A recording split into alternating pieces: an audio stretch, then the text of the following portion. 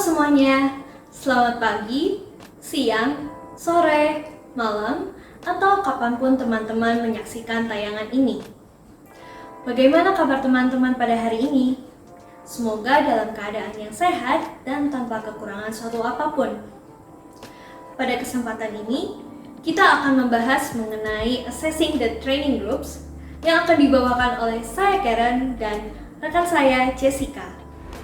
Namun, sebelum kita memasuki materi, pastikan teman-teman sudah menyiapkan catatan masing-masing, berada pada posisi yang nyaman, dan perhatikan serta mendengarkan materi dengan seksama, karena di akhir akan ada beberapa pertanyaan yang harus kalian jawab. Jika sudah siap, yuk kita mulai! Training needs dalam suatu organisasi merupakan suatu hal yang penting untuk mencapai hasil akhir dari organisasi tersebut. Akan tetapi, seringkali organisasi menganggap bahwa training adalah hal yang terpisah dari strategi untuk mencapai hasil akhir tersebut. Pada akhirnya, training dilaksanakan dengan pendekatan yang asal-asalan. Untuk menghindari hal ini, maka diperlukan adanya usaha untuk menilai training needs dan mengenal partisipan training sebelum training dilaksanakan. Mengumpulkan informasi mengenai kedua hal ini merupakan langkah pertama dalam penyusunan Active Training Program. Active Training Program ini dapat disusun dari awal atau dapat disesuaikan dengan suatu kelompok tertentu. Agar dapat menilai situasi training, trainer dapat mengumpulkan informasi dengan menjawab pertanyaan sebagai berikut. Pertama, apa jenis peran dan tugas yang dilakukan oleh partisipan yang dituju? Kompetensi apa yang dibutuhkan oleh peran dan tugas ini? Kedua, berapa banyak partisipan yang akan mengikuti training? Ketiga, seberapa familiar partisipan dengan materi program training? Keempat, apa usia, jenis kelamin, atau faktor deskriptif penting dari partisipan? Kelima, apa sikap dan keyakinan partisipan terkait dengan topik training? Keenam, apa keberhasilan dan permasalahan yang telah dihadapi partisipan? Ketujuh, apa tingkatan kompetensi dari partisipan? Kedelapan, apakah training bersifat sukarela atau wajib diikuti? 9. Seberapa baik partisipan mengenal satu dengan lainnya? Dan yang ke-10, jika ada, apa ekspektasi yang dimiliki oleh supervisor partisipan terkait dengan program training? Kemudian, kita akan membahas mengenai mengapa asesmen dilakukan. Terkadang, training bukanlah solusi yang tepat untuk menyelesaikan permasalahan dalam organisasi. Hal ini dikarenakan akar permasalahannya bukanlah dikarenakan kurangnya pengetahuan atau keterampilan, melainkan menurut Gilbert dalam Melvin tahun 2015, hal ini dapat dikarenakan 1. Ekspektasi kinerja yang tidak jelas dan umpan balik kinerja yang buruk. Kedua, kurangnya alat, sumber, dan material untuk melaksanakan job. Ketiga, dana atau reward lainnya yang kurang mencukupi.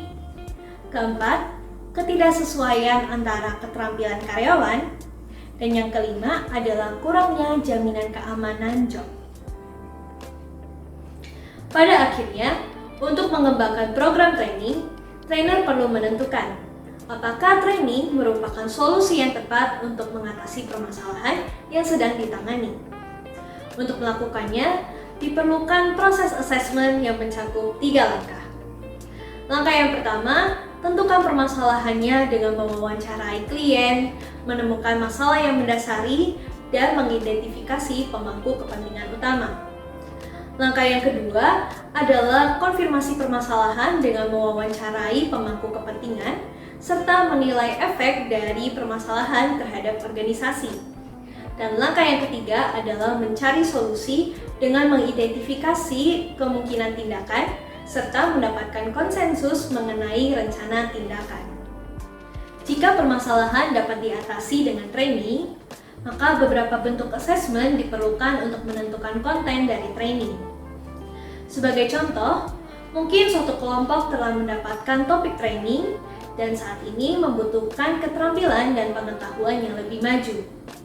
Atau mungkin kelompok tersebut membutuhkan pengetahuan yang dapat mereka aplikasikan dalam kesehariannya di organisasi tersebut. Dengan melakukan assessment, trainer akan terbantu untuk menyesuaikan program training dengan kebutuhan peserta. Dan berikut merupakan contoh bagaimana assessment dilakukan sebelum program training dilaksanakan. Seorang trainer dalam sebuah organisasi retail akan membawakan kursus standar perusahaan bagi para manajer toko. Berdasarkan exit interview yang dia lakukan terhadap para karyawan toko, ia mengetahui bahwa alasan terbesar mereka mengundurkan diri adalah karena kurangnya penghargaan dari para manajer. Ia memutuskan untuk menambahkan sebuah topik mengenai penghargaan karyawan, sebuah topik yang tidak pernah ada sebelumnya pada kursus standar. Alasan lain untuk melakukan assessment sebelum training adalah trainer dapat terbantu untuk mendapatkan material kasus secara langsung dari tempat kerja dan atau situasi personal partisipan. Dengan demikian, desain-desain training dapat didasarkan pada isu nyata yang dihadapi oleh partisipan. Berikut terdapat sebuah contoh. Untuk kursus training sales pada sebuah perusahaan farmasi, seorang trainer memperoleh contoh bagaimana manajer sales gagal untuk mengumpulkan umpan balik berkelanjutan dari pemegang akun yang telah melakukan pembelian. Contoh-contoh tersebut dirangkai ke dalam latihan role-playing yang berhasil melibatkan para partisipan yang sebelumnya tidak menyukai kepalsuan dari role-playing yang biasanya. Alasan lainnya untuk melakukan assessment adalah adanya kemungkinan untuk mengembangkan hubungan antara trainer dengan partisipan. Trainer dapat memperkenalkan dirinya dan rencananya terhadap program yang akan datang. Trainer dapat melakukannya melalui mengirimkan form, menelepon, mengirimkan surel, atau mendatangi peserta secara sebagian atau keseluruhan dari partisipan. Pada akhirnya, hal ini akan mengurangi perasaan canggung antara trainer dengan partisipan. Berikut terdapat sebuah contoh. Seorang konsultan training diminta untuk mengadakan sebuah kursus mengenai perubahan organisasi untuk tim manajemen dalam sebuah perusahaan asuransi. Ketika ia mengetahui beberapa anggota sangat menentang kursus tersebut, ia mengadakan pertemuan sebelum awal kursus untuk mendapatkan kepercayaan dan minat mereka untuk berpartisipasi. Konsultan tersebut kemudian mengklarifikasi agenda khusus dan menanggapi kekhawatiran tim. Pada akhir dari pertemuan tersebut, ia tidak hanya mendapatkan persetujuan tim untuk berpartisipasi, tetapi juga komitmen mereka untuk berperan aktif dalam perencanaan kursus. Pada akhirnya, ia mampu membangun konten kursus yang memenuhi kebutuhan mereka. Sebagai kesimpulan, 3 alasan utama untuk melakukan assessment sebelum program training dilaksanakan adalah sebagai berikut. Yang pertama, hal ini membantu trainer untuk menentukan konten training. Yang kedua, hal ini membantu trainer untuk mendapatkan material kasus. Dan yang ketiga, hal ini memberikan trainer kesempatan untuk membangun hubungan dengan partisipan. Selanjutnya, kita akan membahas mengenai apa saja informasi yang dikumpulkan terkait dengan assessing the training groups. Pertama-tama, trainer dapat bertanya secara langsung kepada partisipan mengenai apa training needs mereka untuk melibatkan partisipan dalam pendesainan program mereka. Salah satu cara untuk melakukan hal ini pada workshop umum adalah melalui kuesioner yang dapat dicantumkan pada formulir pendaftaran atau formulir konfirmasi. Berikut terdapat sebuah contoh kuesioner. Figur yang saat ini terlihat pada layar teman-teman merupakan Stress Management Workshop Participant Questionnaire. Pada kuesioner ini, teman-teman bisa melihat adanya training needs yang ingin diketahui oleh trainer dalam merancang desain program training. Kuesioner ini berisi pertanyaan mengenai posisi pekerjaan partisipan, apakah partisipan telah mengikuti workshop manajemen sebelumnya, Kemudian, terdapat beberapa pernyataan yang menggambarkan keadaan partisipan, serta terdapat pertanyaan mengenai kebutuhan serta harapan partisipan terhadap kegiatan workshop tersebut. Untuk sebuah program in-house atau program yang dilaksanakan pada suatu organisasi tertentu, pertimbangkan untuk mengirimkan kuesioner prakursus seperti yang dideskripsikan pada contoh berikut ini. Sebuah departemen training melembagakan praktik pengiriman formulir umpan balik partisipan prakursus kepada seluruh partisipan kursus yang akan datang. Formulir ini menanyakan 3 pertanyaan dasar. Pertama, apa ekspektasi Anda terhadap kursus yang akan Anda ikuti? 2, berdasarkan deskripsi kursus, bagaimana menurut Anda program ini membantu Anda dalam posisi Anda saat ini? Ketiga, apa tujuan atau kebutuhan tambahan yang Anda inginkan dari kursus ini? Selain harapan partisipan, trainer juga perlu untuk mendapatkan informasi mengenai sifat situasi kerja partisipan melalui pertanyaan sebagai berikut. Pertama, apa tanggung jawab partisipan? Apa yang dimaksud dengan job mereka? Yang kedua, kepada siapa mereka melapor atau berhubungan? Dan yang ketiga, dalam aspek apa dari pekerjaan mereka, pengetahuan dan keterampilan yang trainer akan ajarkan akan digunakan?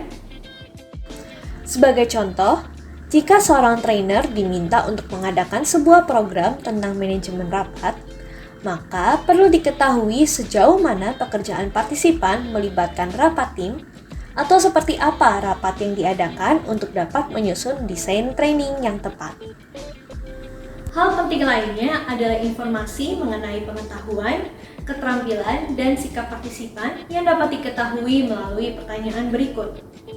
Pertama, seberapa familiar partisipan terhadap konten training?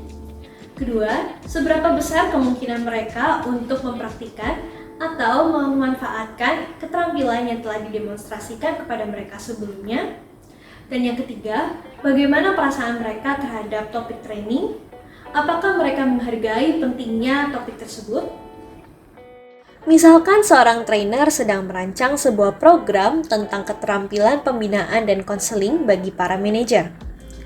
Akan berguna bagi trainer untuk menilai keterampilan apa yang telah para manajer peroleh mengenai melatih karyawan baru atau sikap apa yang mereka miliki mengenai nilai konseling bagi karyawan yang bermasalah. Akhirnya, akan sangat membantu bagi trainer untuk mengetahui kondisi yang mempengaruhi keterlibatan partisipan selama program training yang dapat diketahui melalui pertanyaan berikut. Pertama, dukungan seperti apa yang kemungkinan akan diterima oleh partisipan selama training dilaksanakan? Kedua, apakah partisipan merasa khawatir terhadap kompetensi mereka dibandingkan partisipan lainnya? Ketiga, apakah partisipan merasa mereka dikirimkan ke program dikarenakan ada sesuatu yang harus diperbaiki? Dan yang keempat, apakah partisipan tidak terbiasa dengan metode active learning yang trainer tetapkan? Misalnya, seorang trainer diminta untuk mengadakan program bagi karyawan dengan writing deficiencies. Tentu saja, trainer tersebut perlu untuk mengetahui apakah karyawan ini hanya dikirim ke program tersebut dan bukannya didorong secara positif oleh supervisor mereka untuk meningkatkan keterampilan mereka. Pada kuesioner yang akan ditayangkan selanjutnya, teman-teman dapat melihat bagaimana beberapa area informasi assessment dicatat. Figur yang tertera di layar saat ini adalah Healthcare Customer Service Training Participant Questionnaire. Pada bagian awal kuesioner ini, dijelaskan mengenai gambaran singkat kuesioner, serta informasi bahwa kuesioner ini bersifat rahasia. Selanjutnya, terlihat pula adanya pencarian informasi mengenai training needs, yaitu pada item nomor 2, yang mengenai pihak yang partisipan harapkan bisa memberikan customer service yang lebih baik. Item nomor 4, yang mengenai keterampilan yang diharapkan didapatkan pada sesi training.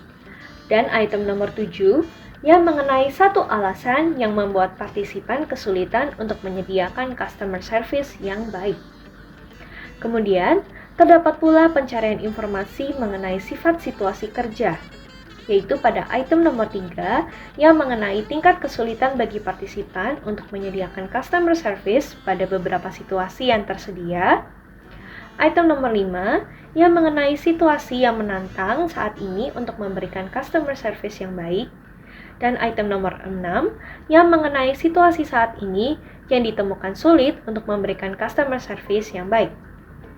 Terakhir, terdapat pencarian informasi mengenai pengetahuan, keterampilan, dan sikap pada item nomor 8 yang mengenai pelayanan customer service yang dirasa familiar bagi partisipan. Nah, sebelum kita membahas materi selanjutnya, yuk istirahat sejenak dengan menggerak-gerakkan badan kalian. Ikuti yang ada di video berikut ini ya.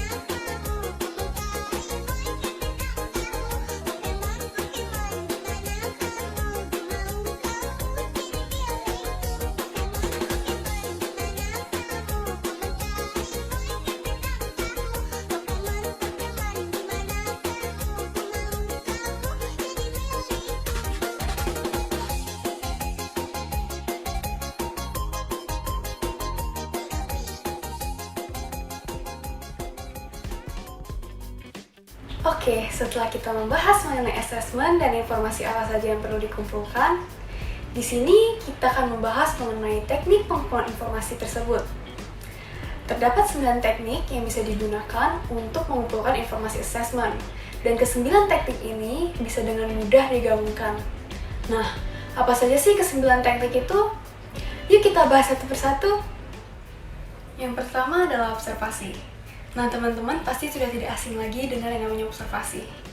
Observasi sendiri dapat kita gunakan untuk mengumpulkan informasi tanpa mengganggu aktivitas kerja suatu kelompok. Kita juga dapat membandingkan antara kesimpulan dari observer dan juga responden. Namun, ketika menggunakan observasi, sudah pasti kita membutuhkan observer yang lebih terampil. Dalam proses observasi ini juga memiliki kemungkinan dianggap sebagai kegiatan yang memata-matai oleh responden. Yang kedua ada kuesioner. Kuesioner ini dapat diberikan dan dibuat dalam bentuk survei atau polling. Format pertanyaan yang digunakan juga beragam, dapat berupa open-ended, first choice, priority ranking, dan proyektif. Dalam menggunakan kuesioner, kita dapat menjangkau lebih banyak orang dalam waktu yang singkat. Selain itu, biaya yang dikeluarkan relatif lebih murah dan data lebih mudah untuk kita ringkas.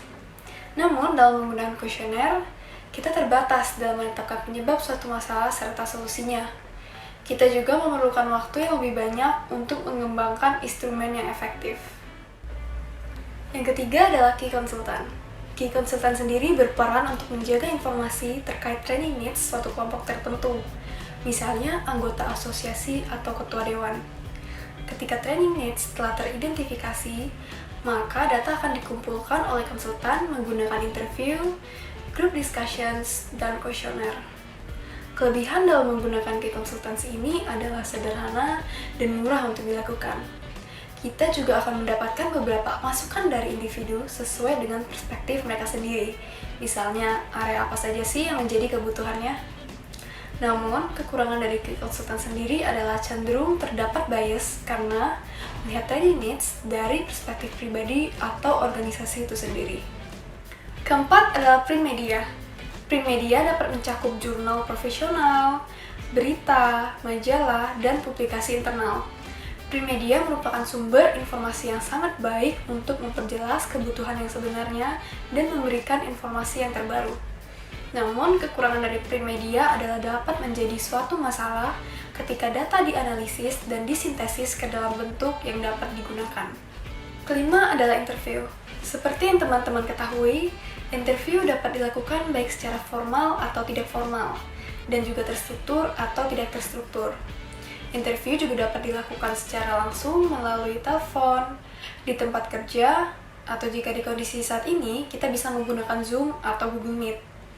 Namun, dengan interview, kita cenderung menghabiskan waktu yang cukup panjang dan memerlukan interviewer yang berpengalaman agar mendapatkan hasil data yang sesuai. Yang keenam adalah group discussion. Group discussion mirip dengan teknik interview secara face-to-face dan dapat berfokus pada analisis pekerjaan, analisis masalah kelompok, penetapan tujuan, dan juga sejumlah tugas. Dalam group discussion, kita dapat menggunakan satu atau beberapa fasilitas teknik yang telah kita ketahui, seperti brainstorming dan juga simulation. Group discussion dapat membantu peserta agar mampu menganalisis masalah lebih baik dan menjadi pendengar yang baik. Tetapi, group discussion cukup memakan waktu yang banyak dan dapat menghasilkan data yang sulit untuk diukur jika menggunakan teknik yang kurang terstruktur. Selanjutnya adalah tes. Tes dapat digunakan secara fungsional untuk mengetes kemampuan dari dewan, staf, atau anggota suatu komite. Tes juga dapat digunakan untuk mengambil sampel dan fakta yang ingin dipelajari. Kelebihan dalam menggunakan tes adalah sangat membantu dalam menentukan penyebab masalah, dan hasilnya sendiri mudah untuk diukur serta dibandingkan. Sedangkan untuk kekurangan dari tes adalah hanya terdapat beberapa tes yang tersedia dan valid digunakan pada situasi tertentu. Yang kedelapan adalah record reports, dapat berupa bagan organisasi, dokumen perencanaan, kebijakan, audit, laporan anggaran, catatan karyawan, notulen rapat, laporan program bulanan, catatan instansi dinas, dan studi evaluasi program. Dengan menggunakan teknik ini, kita akan mendapatkan petunjuk dari suatu titik permasalahan, memberikan bukti yang objektif dari permasalahan, dan tidak memerlukan banyak usaha untuk mengumpulkan data yang ada. Namun, terdapat kemungkinan bahwa penyebab masalah masih tidak kita ketahui. Bisa saja perspektif data berdasarkan situasi masa lalu dibandingkan saat ini dan membutuhkan analisis data yang terampil dari data-data tersebut. Yang terakhir adalah work samples. Work samples dapat berupa produk yang telah dihasilkan selama pekerjaan. Misalnya, layout iklan, proposal program, analisis dasar, surat, dan desain pelatihan. Work samples merupakan data yang dimiliki organisasi, namun membutuhkan analisis dan penilaian khusus mengenai kelebihan atau kelemahan yang diungkapkan karena dapat terlalu subjektif. Seperti yang disebutkan sebelumnya, bahwa kesembilan teknik ini bisa dengan mudah kita gabungkan. Agar teman-teman dapat lebih terbayang, di sini saya akan memberikan contoh gambaran cara menggunakan beberapa teknik untuk mengumpulkan informasi training needs. Misalnya, terdapat seorang atasan yang ingin membuat program team building untuk ke-12 anggota timnya. Atasan ini mengontak trainer dan kemudian trainer memulai mengumpulkan informasi dengan mewawancarai atasan tersebut terkait masalah apa saja yang dihadapi oleh anggota timnya. Berdasarkan hasil interview, trainer kemudian membuat suatu kuesioner yang akan diberikan kepada 12 anggota tim tersebut. Item kuesioner juga dibuat dengan bahasa yang mudah untuk dipahami. Berdasarkan data laporan, wawancara, dan juga kuesioner, trainer telah menemukan dua masalah yang terjadi di dalam tim tersebut, yaitu rapat tim yang kurang baik, serta kurangnya pemahaman akan kebutuhan masing-masing anggota tim. Pelatihan terkait team building yang ditawarkan oleh trainer akan dirancang ulang untuk memberikan perhatian secara signifikan pada dua masalah yang ditemukan. Nah, jika kondisi memungkinkan, trainer juga dapat memberikan pre-course assignment kepada peserta, baik untuk mempelajari keterampilan mereka dan juga untuk mendapatkan materi terkait pelatihan. Nah, di sini contohnya adalah pre-course assignment dapat digunakan dalam program Train the Trainer. Di sini, trainer akan mengirimkan email pre-course assignment kepada peserta dengan tugas part 1 yang perlu dikerjakan.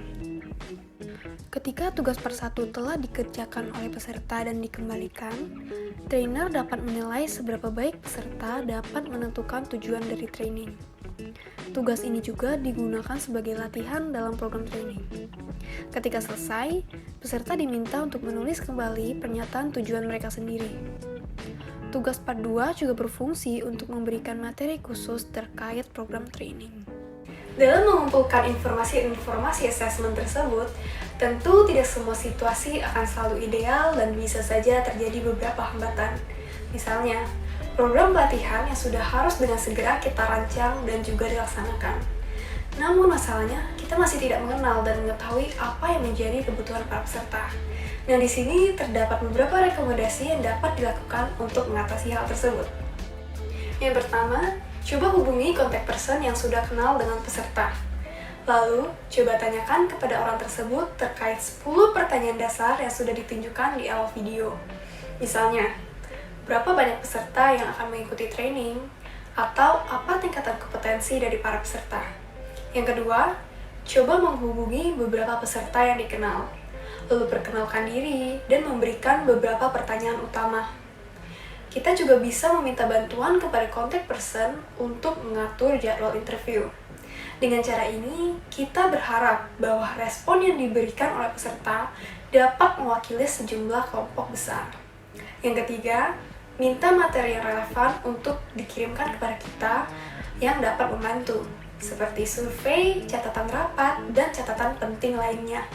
Yang keempat, kita juga bisa menghubungi trainer lain yang telah membuat program untuk kelompok training tersebut, agar dapat memperoleh pendapat dari mereka. Yang kelima, merancang beberapa aktivitas di awal program sehingga kita dapat menilai kelompok yang mengikuti training, misalnya dengan icebreaking. Yang keenam, berbicara dengan peserta yang datang lebih awal ketika hari pelaksanaan training, dengan harapan kita mendapatkan beberapa informasi yang bisa diketahui. Setelah membuat rencana tersebut, kita dapat membuat penyesuaian akhir sebelum program training akan kita mulai. Jadi, ketika kita akan membuat sebuah active training program, maka langkah pertama yang akan dilakukan adalah assessing the training groups. Hal ini dilakukan dengan mencari informasi mengenai kebutuhan partisipan, sifat pekerjaan, pengetahuan, keterampilan, sikap, dan kondisi yang memengaruhi keterlibatan partisipan.